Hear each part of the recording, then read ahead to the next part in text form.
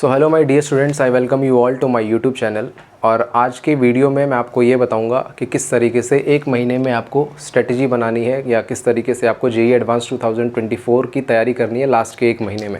आप जानते हो एक महीने से ज़्यादा नहीं बचा हुआ है और ये वीडियो जो होगी वो आपका फैक्ट्स के बेस पे होगी, लॉजिक के बेस पे होगी। ऐसा नहीं, ये मत सोचना कि मैं आपको मोटिवेट करने वाला हूँ कि हाँ लेट्स डू इट, ये कर देना वो कर देना, है ना, उड़ा देना एग्ज़ाम को। ठीक है, तो इसमें अपने काम की बातें करेंगे, पॉइंट टू पॉइंट बातें करेंगे, जो चीज़ ज़रूरत होगी उसी की बात करेंगे। ठीक है, मोटिवेशन मिलेगा ऐसा कुछ वो नहीं है।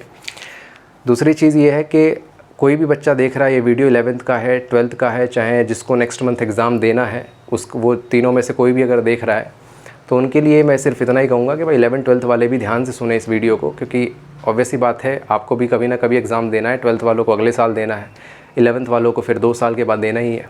ठीक है, तो बेसिकली जिनको नेक्स्ट मंथ एग्ज़ाम देना है पहले उनकी बात कर लेते हैं। सबसे पहली चीज़ तो आप जानते हैं जो कट ऑफ है वो अराउंड 93 परसेंटाइल के अराउंड गई है आपकी।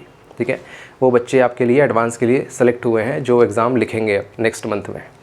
बाकी अगर बात करें तो उसके बाद आप EWS की जो कट ऑफ है अराउंड 81 है, उसके बाद 79 धीरे धीरे कम होती चली जाती है। ठीक है, तो इसके अंदर बेसिकली आपको पहले ये समझना है जो भी बच्चा एडवांस लिखेगा क्या उसको सिलेक्शन चाहिए या उसको रैंक चाहिए। ऑब्वियस सी बात है पहले सिलेक्शन के लिए ही इंसान दौड़ता है ना, रैंक तो बाद में सोचता है, पहले सिलेक्शन की बात करता है। कोई भी समझदार इंसान होगा सबसे पहले वो सिलेक्शन की बात करेगा। ठीक है, तो मैं भी सिलेक्शन ही बताऊंगा कि सिलेक्शन पाने के लिए आपको किस तरीके से आपको अप्रोच करना है चीज़ों को। ठीक है, आप 35% या 40% अगर आप रहते हो तो मुझे लगता है कि ये भी आपके एक डिसेंट मार्क्स होते हैं जिसमें आपको आराम से सिलेक्शन मिल जाता है। ठीक है, कोई भी ऐसा बच्चा हो जो एवरेज हो या अबव एवरेज हो, वो सोच रहा है कि सिलेक्शन पाने के लिए मुझे क्या पढ़ना पड़ेगा, क्या मुझे 100% सिलेबस करना पड़ेगा।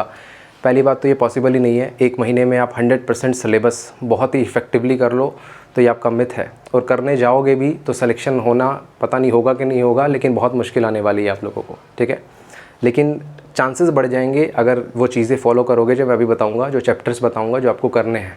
ठीक है, केमिस्ट्री के पॉइंट ऑफ व्यू से। बाकी मैथ्स और फिज़िक्स के लिए आपको अपने और टीचर्स के पास जाना पड़ेगा और उनसे पूछना पड़ेगा।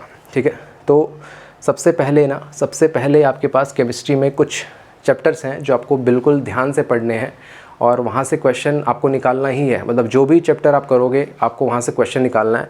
अगर मैं बात करूँ पीछे वाले आप प्रीवियस ईयर के क्वेश्चन पेपर को अगर मैं देखो आप एडवांस में, तो आपको कुछ ना कुछ आइडिया लग जाता है। ठीक है, तो सिलेक्शन पाने के लिए आपको सबसे पहले है ना किसी कोचिंग इंस्टीट्यूट की बुक नहीं उठानी है, कोई शीट नहीं उठानी है, या फिर आपको मतलब कोई आप टेस्ट सीरीज़ के लिए आप जाओ तो ठीक है, टेस्ट सीरीज़ मैं गलत नहीं मानता उस चीज़ को, लेकिन मैंने अक्सर देखा है कि टेस्ट सीरीज़ जो होती है ना उसमें कुछ इलॉजिकल क्वेश्चन भी होते हैं। एडवांस को आप इतना हवा बना देते हैं जो बाकी लोग भी होते हैं। उसमें क्या होता है कि जो क्वेश्चन का लेवल होता है वो एडवांस से भी थोड़ा सा ऊपर होता है, जिससे कोई मतलब नहीं है। ओलंपियाड लेवल तक चले जाते हैं जिसका कोई मतलब नहीं है वहाँ पर। तो अगर आप सिर्फ और सिर्फ प्रीवियस ईयर क्वेश्चन पर भी फोकस करेंगे आने वाले एक महीने पर, तो मुझे लगता है कि आपको अच्छा आइडिया मिल जाएगा उस चीज़ का। ठीक है, तो आपको इधर उधर भागने की ज़रूरत नहीं है, क्या करूँ क्या ना करूँ पता नहीं कैसे होगा, ये सारी चीज़ें छोड़ दो। आप सिर्फ और सिर्फ प्रीवियस ईयर क्वेश्चन पर भी आज से फोकस करो और अपने जो भी थियरीज़ हैं जो आपके पास हैं, नोट्स वगैरह, अगर उस पर भी आप फोकस करो तो मुझे लगता है कि आपका सिलेक्शन कोई नहीं रुक पाएगा। ठीक है, कितना पढ़ना है, कैसे पढ़ना है, ये चीज़ें मैं आपको बताता हूँ। भाई पढ़ना क्या है, प्रीवियस ईयर क्वेश्चन आपको करने हैं, ये बात तो आपको पता चल गई है। ठीक है, अब ऐसा नहीं है प्रीवियस ईयर क्वेश्चन ही आएगा आपके नेक्स्ट एग्ज़ाम में, ऐसा नहीं है।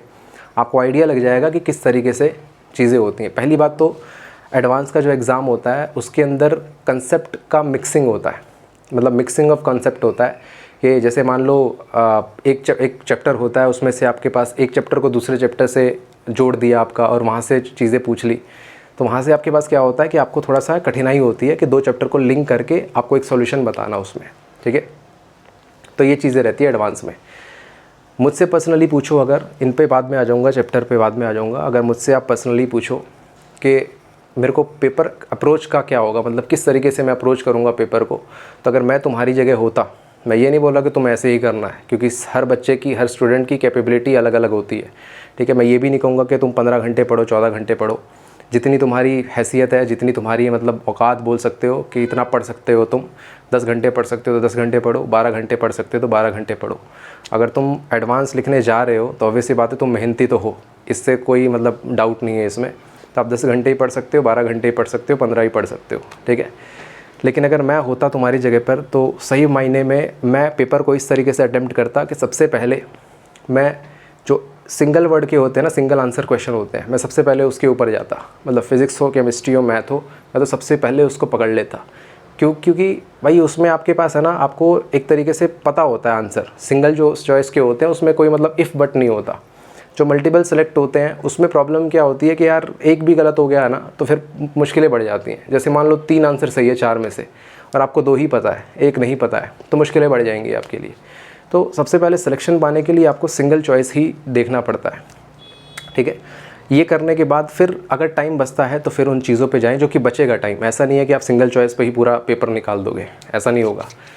आपको टाइम बचेगा, आपके पास और भी क्वेश्चंस होंगे, आप उससे डील कर सकते हो, ठीक है। सबसे पहला तरीका तो यही होता है। दूसरा, अगर मैं बात करूँ केमिस्ट्री के अंदर कौन से ऐसे टॉपिक्स हैं जो आपको करने ही चाहिए, जो मेरा एक्सपीरियंस कहता है, जितने मैंने प्रीवियस ईयर क्वेश्चंस देखे हैं, बहुत सारे देखे हैं, और उसके बाद थोड़ा सा मेरे को ऐसा आइडिया लगा कि ये वाले वो चैप्टर हैं। जैसे अगर मैं बात करूँ, सारे नहीं करने हैं, मैंने बहुत सारे चैप्टर लिखे हैं लेकिन आपको सारे नहीं करने हैं, उसमें बताता हूँ कौन कौन से करने हैं।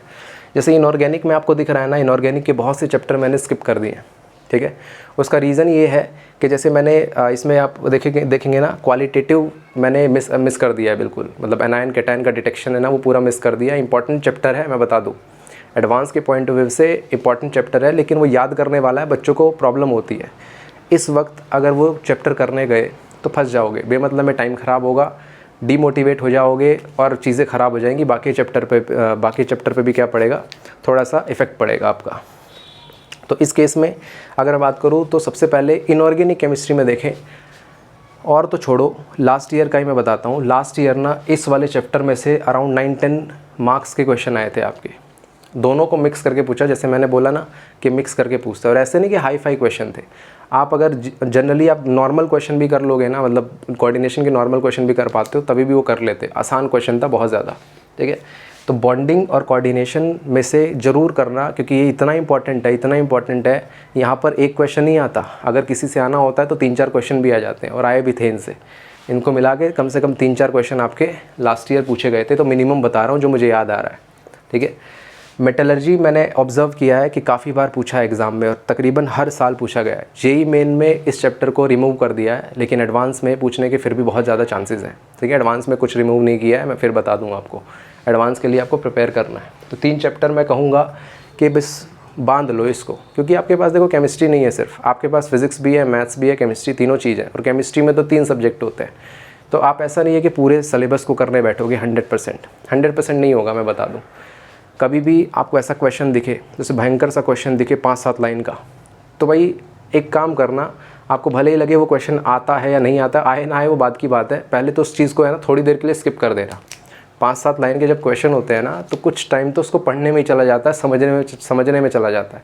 तो बेहतर यही होगा कि उस क्वेश्चन को थोड़ी देर के लिए स्किप कर दो, और जो क्वेश्चन आ रहे हैं, जैसे मैंने बताया कि मैं आपकी जगह होता तो मैं पहले सिंगल चॉइस वाले करता, ठीक है। और बड़े बड़े क्वेश्चन मैं पहले साइड में कर देता, मैं बड़े वाले क्वेश्चन नहीं देखता अगर आपकी जगह मैं होता तो, ठीक है।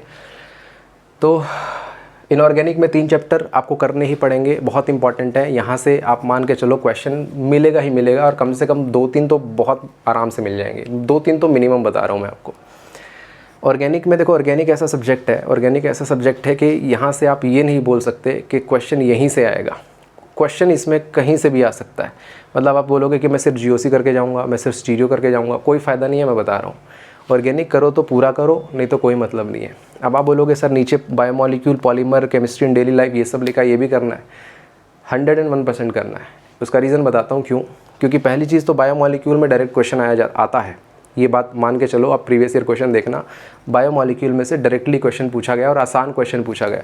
तो इसलिए कह रहा हूँ पहले वो चीज़ें कर लो जो आसान है आपके लिए, जो सिलेक्शन के करीब लेकर जाए आपको। अब आप जैसे थर्मो उठा लोगे यहाँ से, अब थर्मो तो करते रह जाओगे पूरे दिन, तभी भी क्वेश्चन नहीं हिलने वाला तुम लोगों से।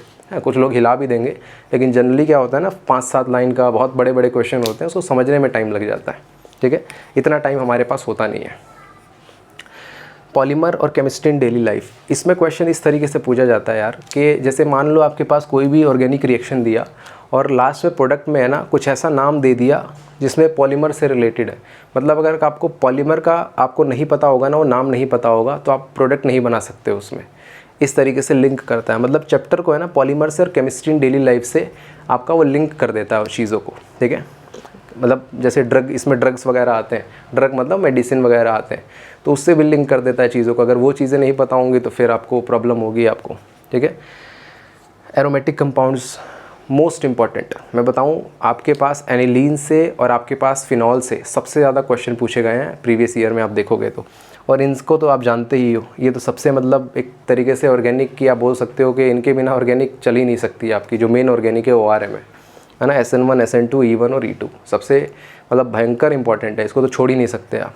कार्बोनिल एंड कार्बोक्सिलिक एसिड, अब कार्बोनिल एंड कार्बोक्सिलिक का बड़ा इंटरेस्टिंग फंडा है। इसमें क्या होता है ना कि जैसे नेम रिएक्शन में भी पूछ लेता है, जैसे एल्डोल हो गया, केनिज़ारो हो गया, राइमर टाइमर हो गया। और रिएजेंट की अगर मैं बात करूँ, इसी के अंदर ना नेम रिएक्शन से रोजेनमंड पूछ लेगा आपसे बोलेगा स्टीफन क्या होता है, स्टीफन रिएक्शन। आपसे पूछ लेगा वुल्फ किश्नर क्या होता है, क्लेमेंसन क्या होता है। तो इस तरीके से रिएजेंट से खेलता है आपका इसमें। तो रिएजेंट तो मैंने मेंशन ही नहीं किया इसलिए नहीं क्योंकि इंपॉर्टेंट नहीं है, नहीं किया। आप ये मान के चलो कि जितनी भी ऑर्गेनिक है ना सब इंपॉर्टेंट है, आप इसमें एक भी चीज़ नहीं छोड़ सकते। एक चीज़ भी छोड़ा तो आपका गेम ओवर हो गया। इसमें एडवांस के पॉइंट ऑफ व्यू से सबसे ज़्यादा इंपॉर्टेंट मैं इसको समझता हूँ, सही बताऊँ तो, क्योंकि यहाँ से एक क्वेश्चन नहीं हिला पाओगे, 5 स्टेप दे देगा, 4 स्टेप दे देगा, हर स्टेप एक दूसरे नए चैप्टर से पूछेगा आपसे, है ना। मिक्सिंग ऑफ कंसेप्ट, मैं क्या बोल रहा हूँ, एडवांस कैसा आता है, मिक्सिंग ऑफ कंसेप्ट आता है, एक चैप्टर का दूसरे चैप्टर के साथ मिक्स कर देगा, ठीक है।